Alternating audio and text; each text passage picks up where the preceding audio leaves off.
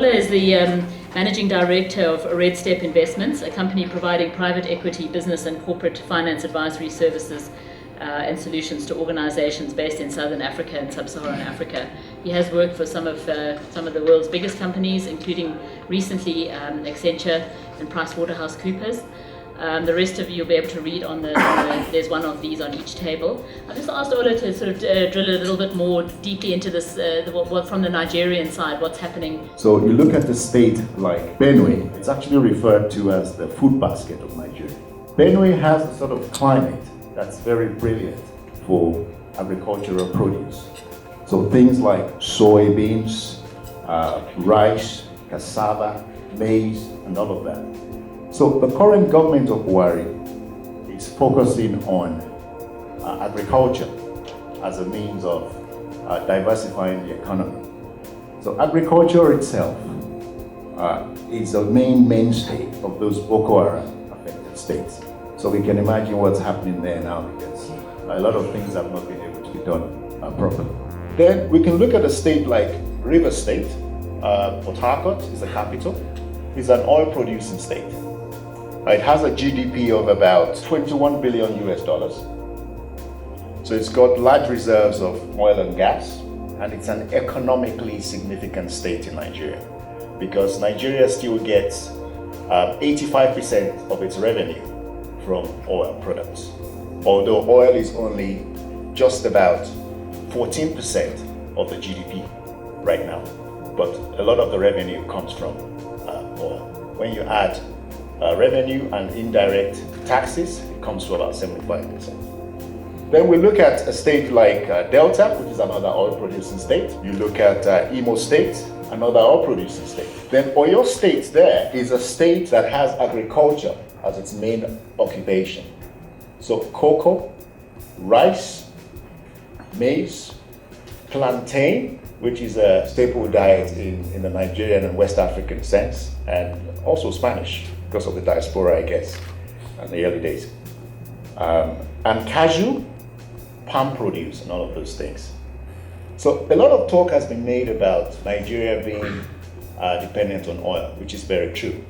So this current government of Buhari, like I said, are looking at agriculture, diversifying the economy from an agricultural point of view.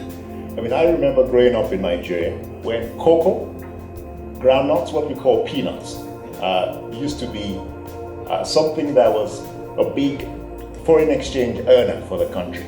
Pyramids of groundnuts in Kano, Adamawa State, current Adamawa State as well. Tons and tons of pyramids and tons of groundnut being exported all over the world. That's a thing of the past now. And also Cross River, which is basically a state that promotes the music and the entertainment industry, Nollywood, Ibanj, for those who know about entertainers like that. That state used to be an oil producing state, but after Akwa Ibom, as we can see there, was carved out of it, it's now became a state without oil anymore. So they focused on entertainment and tourism. But let's look at the contribution to GDP from all of the areas of the economy. We can see that agriculture is 105 billion.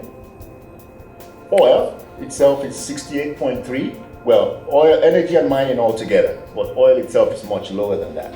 Crude oil, petroleum and natural gas, 2013 figures, comes to about just under 13 billion US dollars. We're going to sort of juxtapose all of that with the key occurrences, things that have happened since this current president took power from an economic point of view. So we're basically setting the scene.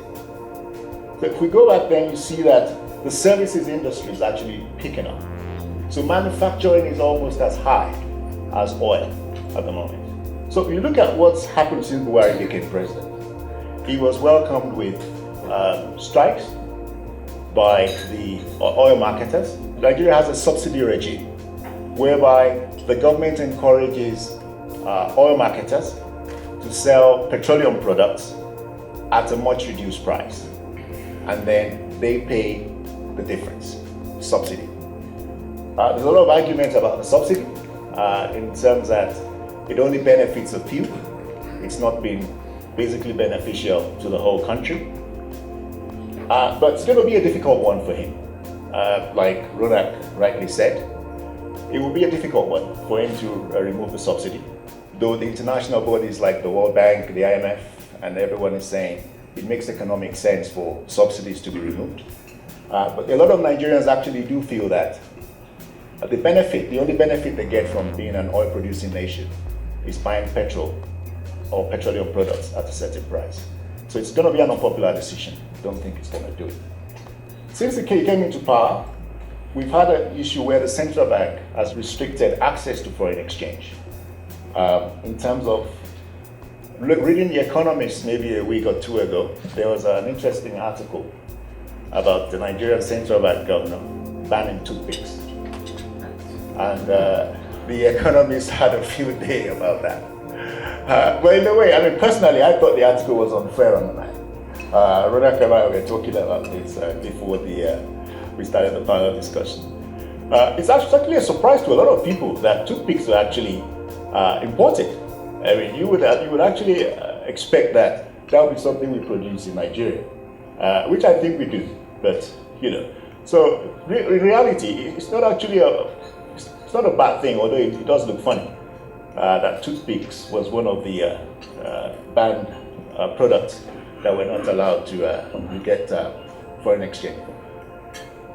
The president approved a relief package for the states. We had a situation whereby the states have not been able to pay workers' salaries going back to 6-7 months.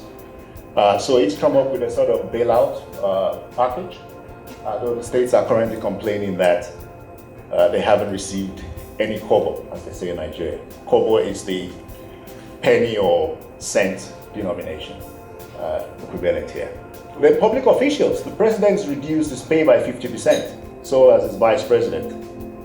So there's a big hoo-ha about the salaries of legislators, senators, people in the House of Rep earning as much as $2 million a year, some of them, when you add up allowances. So the public's crying out about this, that this should be reduced. So the president's gesture is largely symbolic. 50% of his pay really doesn't add up to much. But it's a very symbolic gesture because it's all about curbing the expenses, not about the actual take-home pay. He's saying he's going to appoint a cabinet in September. That's worrying to a lot of people. The investors are jittery about that. A lot of business people in the country are jittery about that. The man has a reputation, that's Buhari, for incorruptibility, for being quite steadfast and almost unyielding, which can be good and bad. The incorruptibility element is a great thing for the country because if a leader leads by example, the rest of the flock is likely to follow the same example. So there's been a bit of belt tightening right now as a result of that. Some of the loopholes are being blocked. Some of the things that used to happen in civil service, whereby to see someone maybe someone would ask you to pay 1 or 2 taxes. It's affecting a lot of things because people are not making decisions. People need to know who the finance minister is, the trade minister is, who the key players in government is, so that we have an idea of the policy direction of the government. So he's saying September, we're hoping he could do it sooner. He just went to the United States of America, came back. Big media thing about talks with the American government and photographs with Obama. Some are skeptical about that. Not sure what America will give to you or what America can do to you. It's a good photo opportunities. Let's see. Because there was a big issue with the Jonathan government in regards to America refusing to supply arms to Nigeria because of the Leahy law, which basically prohibits America from helping nations who they believe have done military abuses, if you like. Talking about how the Nigerian military cracked down on Boko Haram. America believed there were some extrajudicial killings and incidents, so they actually frown on that. The Nigerian National Petroleum Corporation, NNPC, it's a policy of this current government to restructure it. They have indicated that they are going to form a regulator and an investment company. So basically, a regulator company will be in charge of policy, regulating the industry, and the investment company will invest NMPC funds in projects across the continent and possibly the world. Forex demand is likely to drop because right now, Nigeria imports petroleum refined products. I remember way back when I worked as a boy, as a young man, I would call it. I'm still young, but as a younger man, I worked at the Kaduna Petroleum Refinery Corporation in northern Nigeria, if you remember from the map.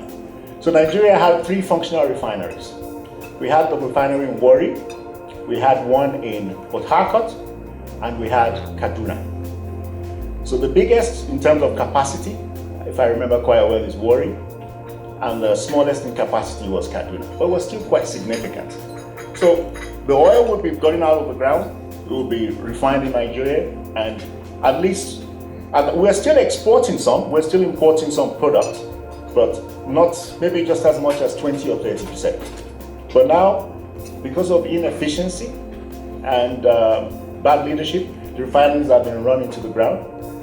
And that's what basically made the foreign exchange demand to actually go up significantly. Petroleum products account for over half, about 60% of Nigeria's forex demand.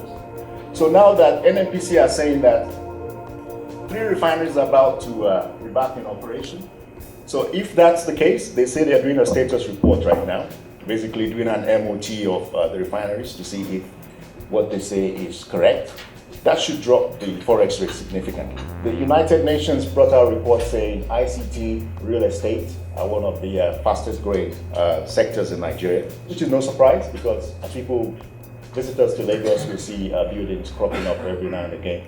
So, I mean, just to round up, we talked about how states have not been able to meet their financial obligations. The important thing of this map, like Diana showed at the beginning, was just to give us some context as to what Nigeria is and how many states we have, 36, with 37 administrative divisions, with the Federal Capital Territory Abuja making the 37th one, but 36 states there and there.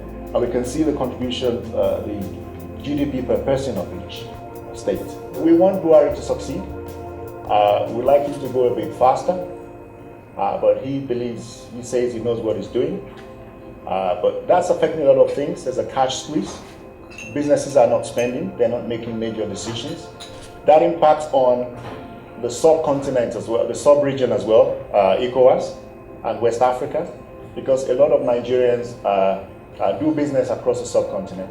And even here, the business colleague was telling me about how the demand for certain things have dropped here. They're building properties here, and they've had less of a demand from their Nigerian clientele as they would normally have, because it's been difficult to get forex in the country over a certain amount. And even when there's forex, people are not sure.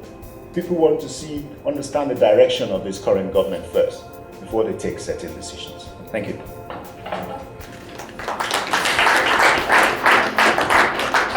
I know Nigerians are always amazed that we give people free housing in this country. They just can't understand how that works.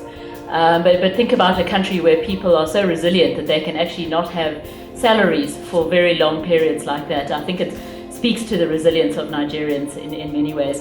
I have to say, when I look at a map of Nigeria, I wonder why anybody would want to be president of that country. That's an unbelievable task. So good luck, President Buhari.